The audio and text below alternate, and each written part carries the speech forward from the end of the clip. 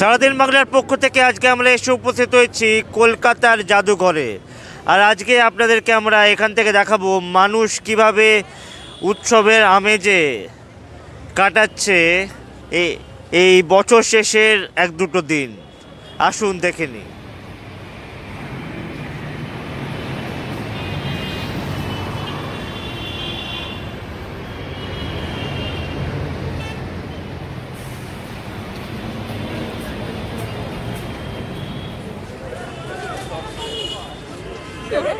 কোথা থেকে এসছো এবং কোভিড-19-এর মধ্যে আমরা নিয়মবিধি প্রত্যেক মানছি, কি বলবে জাদুঘরে এসছো?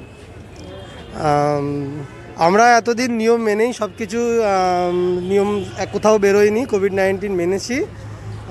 আজকে বেরিয়েছি যথাসম্ভব মাস্ক পরে স্যানিটাইজ করে আমরা চেষ্টা করছি যাতে পুরো বিষয়টা মানা যায়। কোথা থেকে এসছো? আমরা এসেছি ঘটক। কতজন এসেছি? 16-17 জন। জাদুঘর ঢোকা হয়েছে কি?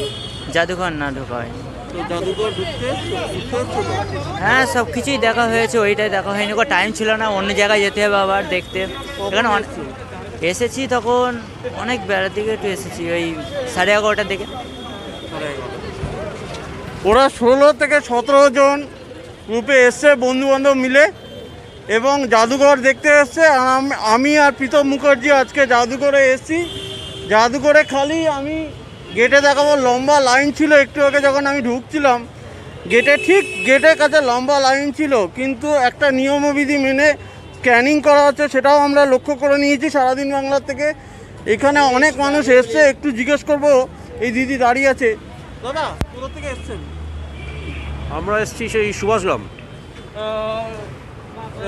জাদুঘরে এসেছেন, কোথায় কোথায় ঘোরা হলো এখনো? না, এই জাস্ট এটাই স্টার্ট করেছি আমরা। জাদুঘর ঢুকেছেন?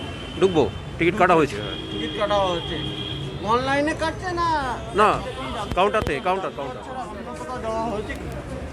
না, আজকেই প্ল্যান রয়েছে জাদুঘর ভিক্টোরিয়া বিড়লা কাউন্টার। লাস্ট আর দুদিন বাকি, 31 চলে আসে। কি করার প্ল্যানিং আছে? আপাতত 31-এ কোনো প্ল্যানিং নেই। ওই দিনকে এত চারিদিকে ভিড় হয়, সেই জন্য করোনার ভয় তো রয়েছে। করোনা ভয়ের সামনে এসে গেছি। হ্যাঁ, এবং যেরকম সরকারি নিয়ম আছে সেই নিয়ম প্রত্যেকটা। আমরা আরও কিছু মানুষের সঙ্গে কথা বলবো যারা লাইনে দাঁড়িয়েছে, তাদের সঙ্গে একটু কথা বলে নেব। কোথা থেকে এসছেন? আগরপাড়া থেকে। জাদুঘরে এসছেন? হ্যাঁ, জাদুঘরে এসেছি। 7 মাস 8 মাস ঘর বন্দি থাকার পর কেমন লাগছে? অনেকদিন পর বেরোলাম, কলকাতায় আসলাম, খুব ভালো লাগছে। আগরপাড়া থেকে আসছি। দুজন এসেছি।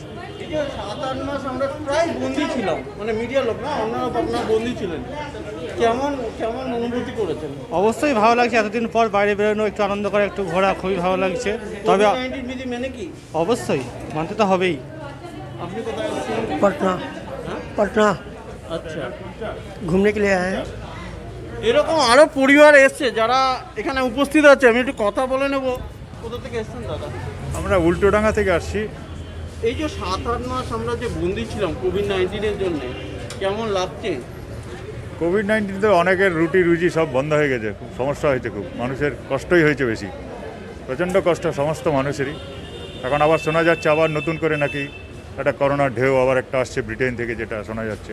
করোনার একটা সেটাও একটা আমরা মানে খুব ভয়ের মধ্যেই আছি, টেনশনের মধ্যে, কখন আমাদের ভ্যাকসিন আসবে, ততদিন এইভাবে আমাদের চলবে। কালকে সেন্ট্রাল গভর্নমেন্ট থেকে বলা হয়েছে যে জানুয়ারি মাসের মধ্যে ভ্যাকসিন আসবে এবং 30 কোটি মানুষকে প্রথমে ভ্যাকসিন দেওয়া হবে। হ্যাঁ, হ্যাঁ, খবরটা দেখছি, আমরা মোবাইলে দেখতে পাচ্ছি। এটা হলে খুব ভালোই হবে, মানুষের খুব উপকার হবে। দেখা যাক আমাদের কেন্দ্রীয় সরকার কতটা কি করতে পারে। স্বাস্থ্যকর্মী থেকে পরিষেবা কর্মী থেকে পুলিশ থেকে শুরু করে মিলিটারি থেকে শুরু করে ডাক্তার থেকে শুরু করে সাধারণ মানুষও আছে। হ্যাঁ, এটা সিস্টেমেটিক্যালি হলে খুব ভালো হয়, যেটা খুবই ভালো হবে। সিস্টেমিক হলে ভালো হয়। হ্যাঁ, সিস্টেমেটিক হলেই খুব ভালো হবে। তো এরকম অনেক এসছে। একটু বাইরে যাব, বাইরে অনেকগুলো পরিবার আসছে, জাদুঘর আসছে, ঘুরছে। বাইরে গিয়ে কথা বলবো, একটু জানার জন্য চেষ্টা করব যে তারা এসেছেন আজকে জাদুঘরে, তাদের কেমন লাগছে, কীভাবে আনন্দ করছে, সেই সমস্ত ব্যাপারটা জানবো। এবং যেরকম দেখুন সবাই প্রবেশ করছে, টিকিট কাটার পর নিয়মমাফিক প্রবেশ করছে। এখানে ব্যাগেজ রাখা আছে, ব্যাগেজ সিস্টেমে ব্যাগেজ রাখা আছে এবং প্রবেশ করছে। প্রেস প্রেসটায় প্রীতম মুখার্জির সাথে কৌস্তব সাহার রিপোর্ট, সারাদিন বাংলা টিভি, কলকাতা।